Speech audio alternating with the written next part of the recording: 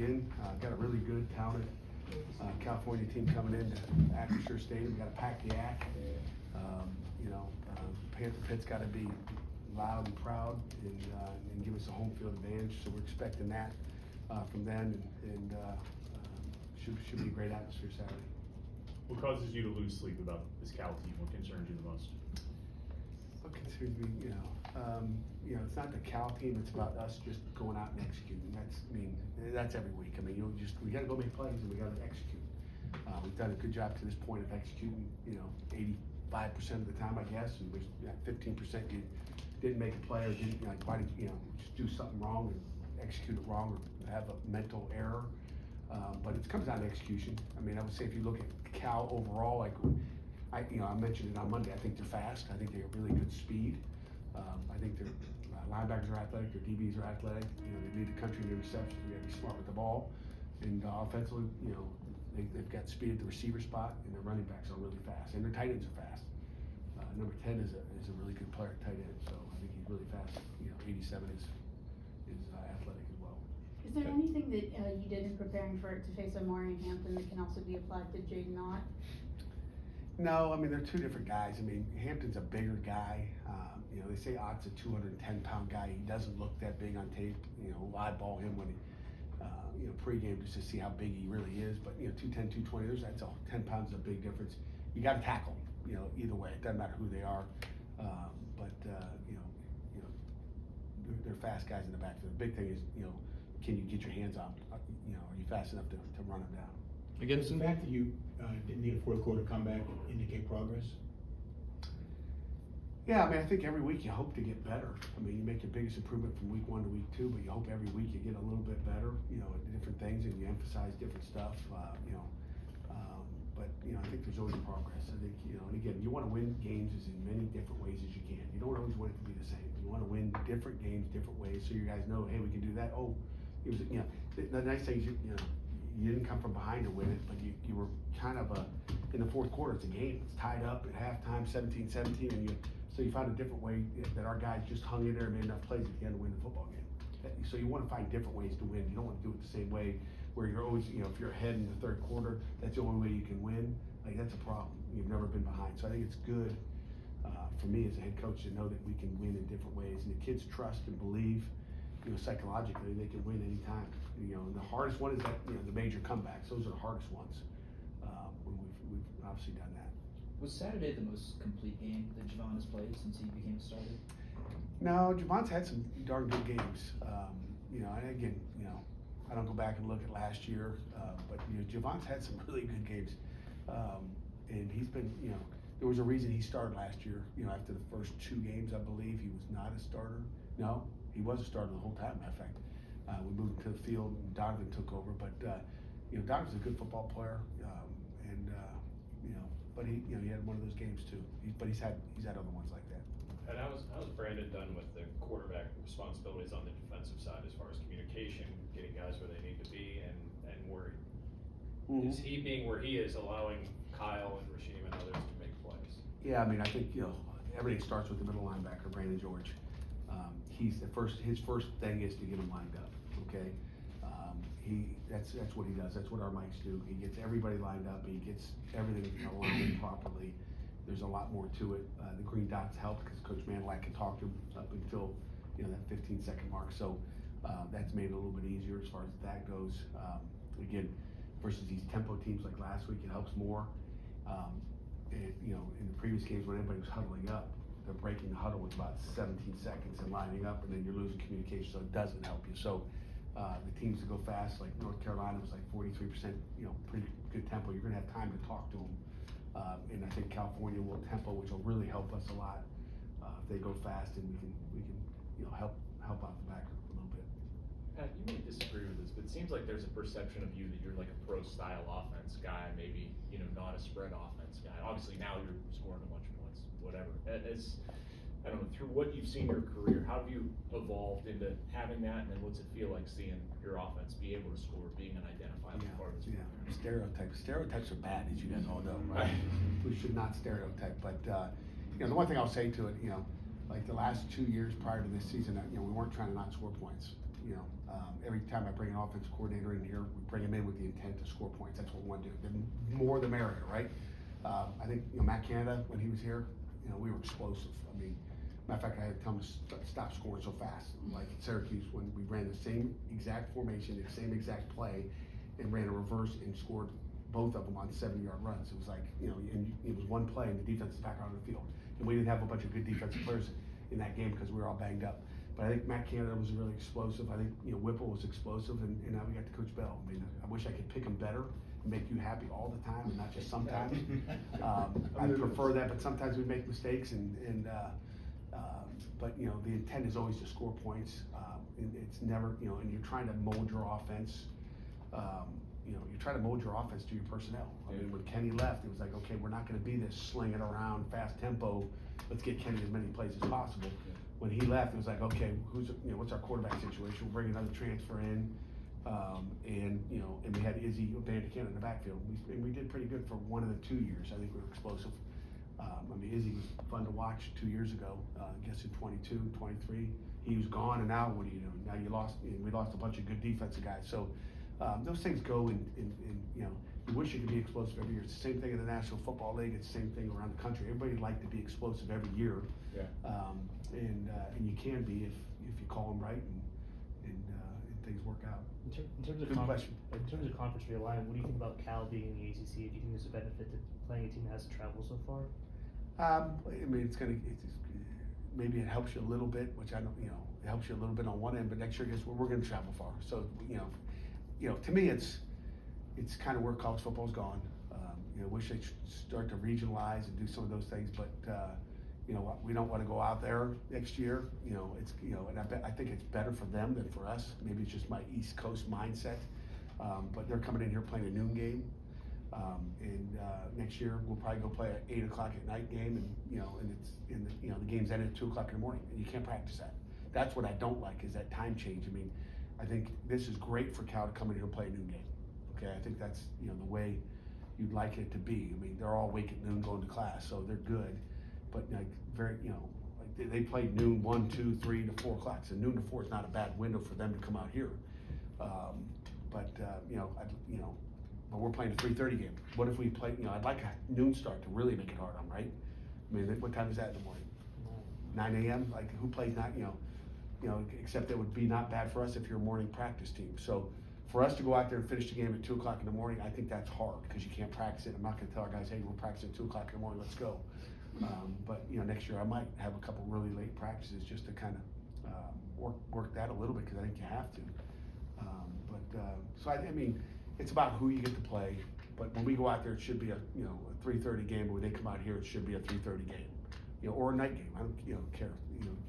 But we're not going to control that either, because the networks are going to control all those situations. You wouldn't like 3 West Coast trips in the first half of the season, like California has 3 East Coast trips in the first half of the season. Yeah, we don't have to deal with that. That's why it was okay to bring them in here. That's something they got to deal with, right? Mm-hmm. So yeah, I would not be happy if we had to play a bunch of games out west. That would not be fun, because I think it wears you out when you go to travel to Louisville and then North Carolina. I think 2 years ago, just those road trips, and they were both night games, and that wore on us. I think we were, wasn't a big time change. Do you think of Rodney's first game back? It's a little rusty. He practiced just on Thursday last week. I think I lied to you guys last week. So Mac Brown did. You did? Practice. Yeah, I did. Not intentional. I admitted to it. We didn't find out as early as I told you, but I wanted them to, have to go, holy cow, the guy's playing for, if I had just told you, he just got, So he didn't get a lot of reps last week. He was a little rusty. I think he'll be a lot better this week as far as what he's doing, and he's got a lot more reps this week.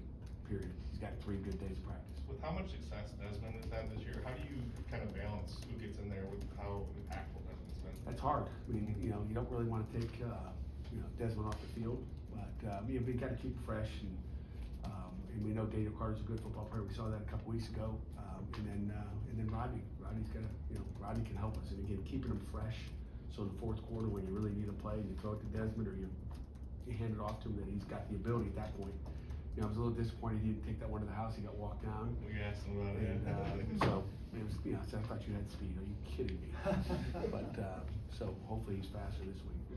The national letter of intent going away, players will just sign, recruits will just sign aid agreements. Would you be in favor of at some point, there's not even a signing day or signing period, it's just, you know, anytime after, say September 1st was your year, high school kid can just sign an aid agreement, it's done, it's over with, you got it locked up? Yeah, I haven't followed all that, you know, Chris, I haven't followed all the new rules and, you know, except for the days in the portal and all that stuff, but, you know, how many scholarships how many grant aids can you sign? Probably the same, probably the same number it is now, I would assume. I have no idea why that rule changed, I have no idea the intent, but, you know, in the old days, the letter of intent, the purpose of a letter of intent was, okay, I always, you know, when I was sitting at home visit, I'd say, okay, there's 2 papers you're gonna sign, okay, the first one is a scholarship, this is the money part, okay?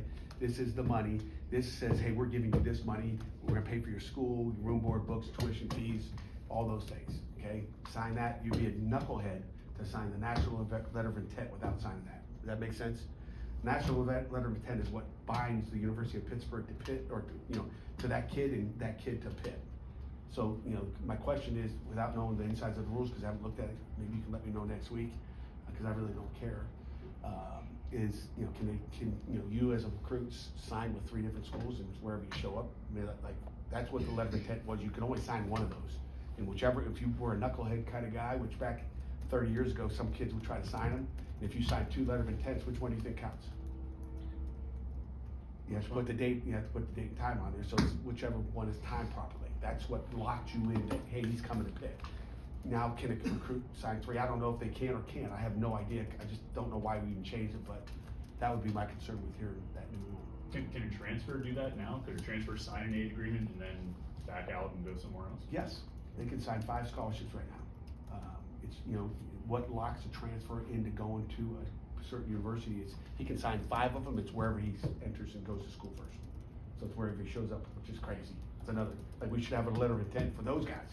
You want to sign a scholarship, sign this national letter. That's what makes us sleep at night as coaches. No letter of intent, I don't know. I don't know what it means. It's almost like you should have a contract or something, right? Yeah, the contracts are good. It's not a That's lot what a of- national letter of intent was, is a contract saying you're coming, like, we don't care about the money part of it, like, sign that, you know, that's great. If you signed a letter of intent and didn't sign a scholarship, you're coming as a walk-on for free, appreciate you. You know, like, we want contracts. It's not the law of the land yet, but the revenue sharing with players is coming. What's your feeling on that? I think it's great, I mean, you know, to make the university a lot of money, it's kind of like a, you know, enhanced, name, image, and likeness deal, that, I think it's good. And that's where we are, you know, I think it's good. Just want to, you know, just want to make sure the kids are doing the right thing with their money. That's what you know, you give a 17, 18, 19-year-old money, you wonder what they do with it. And, you know, to me, if I was a parent, I'd make sure I took the money and invested it and put it away and said, you can get it when you graduate, get your degree. You know, to me, that revenue share is great. Give it to them after they graduated, okay? Make sure they get a degree. Do you sit down with these kids and tell them things like that? Yeah, no doubt about it. Try to educate the parents of what I would do. If it was my kid, you know, I don't want my kids walking around with all that money. What are they gonna do? The NFL, Some will do a good job, you know, and most of them won't. Just like in the NFL, you guys heard of the guys in the NFL that make all that money and they're broke, right? Like, what did you do with all your money? Like, you know, that's an adult, that's a 25-year-old. How about the, you know, what's a 17, 18-year-old gonna do? I mean, the NFL has those, you know, rookie symposium or whatever, they try and teach the kids about how to, do you feel like that should be like something like a school like Pitt does? Do you think it should be an NCAA program of education of how to manage these? Yeah, we things? do that. We've got the largest life skills program in the country, and, you know, we benefit from that. So our kids, we hope, you know, and again, you know how it is telling your kids stuff sometimes. They listen sometimes, and sometimes they just want to go do what they want to do. They want a new car, which is the worst investment, as we all know, that you can possibly make. Go buy a new house. I mean, some of these kids with this house, you know, buy a house, okay? You know, you got a tax write-off. I mean, those are all, you don't have to buy a big house, buy a small house, and then rent it out, make some money too. Like, there's some, you know, but our life skills does a great job. With a team like Cal that intercepts the ball at a high clip, what does Eli need to do to continue to push down the ball down the field but avoid those turnovers? Be smart with the football. I mean, good quarterback play helps, and you better be really smart with the ball. What was it like after the pick six at UNC? What did he learn from that? What was his sort of mindset after that? You know, I mean, I think, you know, what was his mindset? I didn't say, hey, how you feeling after that? Did it feel good to you? Did you do that on purpose? You know, I think, you know, no one's happy when they do that, but the mindset would be what happened the rest of the time after that. And I would say he fared pretty good. He was ACC Player of the Week and got all these awards. So, you know, you have to rebound from those things. It's just like life. I mean, you know, every day's not going to be a good day. You know, you're just going to quit. You know, you just go, oh, I had a bad morning today. You know, I'm not going to work the rest of the day. No, that tells you that they know how to deal with adversity. We try to teach them as well. You know, talking about life skills and education, about dealing with adversity and also dealing with success. And you know, those two things go hand in hand. And dealing with success is really harder than dealing with adversity, in my opinion. You know, so you know, we've had success too. We got to deal with it, and we got to, you know, kind of put the blinders on, and not listen to what everybody's saying on the outside. Is say when we talk about the rat poisoning, you got to avoid the rat poisoning when you're having success. Is there any difference, I mean, I know it's a new week, but was there any difference that you saw with him in practice this week after what was arguably his biggest mistake of the year? No, not at all. I mean, it's only a mistake, Amanda, is when it cost you the win. But after the game, he's happy as can be. I haven't seen any difference. In fact, he's probably, I think he gets better every week. But like, you know, it would maybe sit with you a little bit if it, you know, if we got beat by 4 points and it was that that pick six that hurt you. But like, you know, again, we're all gonna help Eli, and defense, we're gonna get some fourth down stops, and we'll make it work, and then everybody's got to play better. But those things are gonna happen. I mean, you know, he's been really good with the ball, and we got to continue to be, you know, +4 in the turnover ratio. That's where we are. I know that stat. I'm not big into stats, but +4 is good. Keep that up. Keep getting them on defense. Keep protecting the football on offense, and those are gonna happen.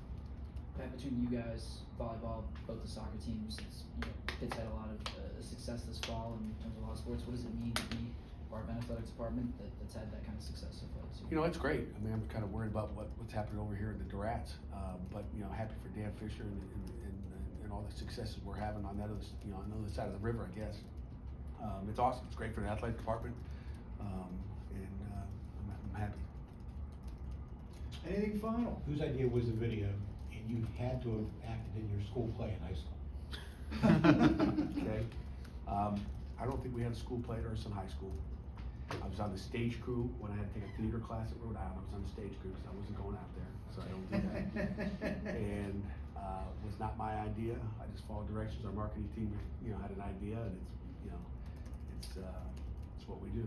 So just whatever I got to do to help promote the University of Pittsburgh, I'll do it. Did you enjoy it? You had a smile on your face at the time? You know, it's a great question. I don't know if I enjoyed it. I was kind of laughing, like, what am I doing here? This is kind of funny. And I you know, I guess Mr. Rogers laughed a lot. You know, so I did, you know, he smiled a lot, I guess. I don't know. But maybe I did a good job by accident. I don't like to smile. Did you ever meet him? No. You? No. Anybody here? Okay. Never meet him. Thank you all.